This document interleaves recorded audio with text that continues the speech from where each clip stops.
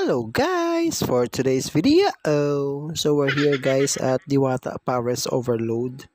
So, good morning. Nandito na tayo sa may bago nilang location. Good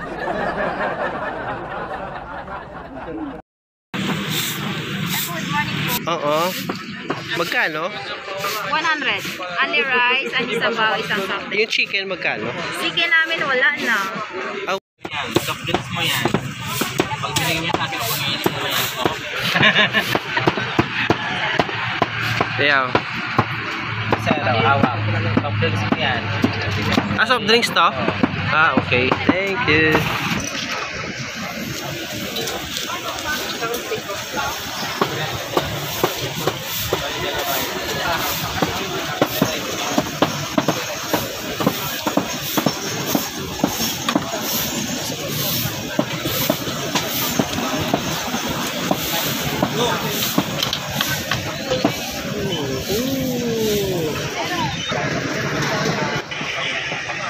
So grabe guys, no? So ang aga pa lang pero grabe na yung action dito sa Diwata Pares Overload. Grabe. Jump pack na sila, aga-aga pa. Grabe yung action dito guys.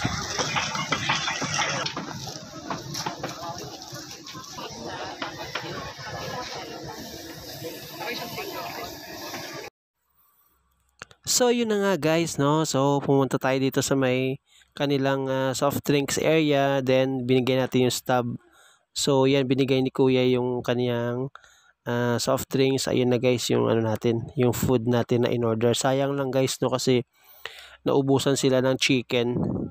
So yung bago nilang menu yun guys is chicken nila. So sadly naubusan na sila ng stocks or wala pa silang luto. So pares lang tayo guys. Tara guys, let's eat. Yan guys, lagyan mo natin ng mga condiments. Yan guys. Yan. First bite natin guys. Napaka-solid guys. Ang laki ng chunks ng baboy. Napaka-crunchy. Yung lasa ng ano guys, yung lasa ng kanyang sabaw guys, napaka-smooth lang. Sakto lang.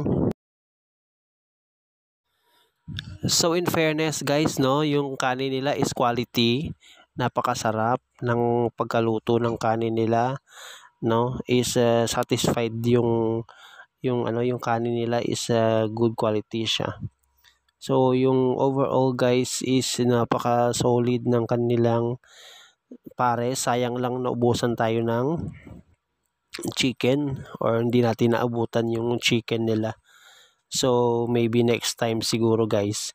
So overall experience is napaka-solid. Dapat guys maaga kayo dumating dito kasi sobrang haba na ng pila pagdating ng tanghali na.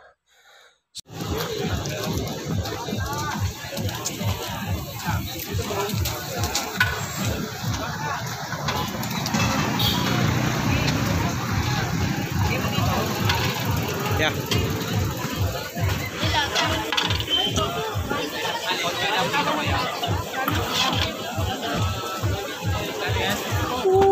Okay.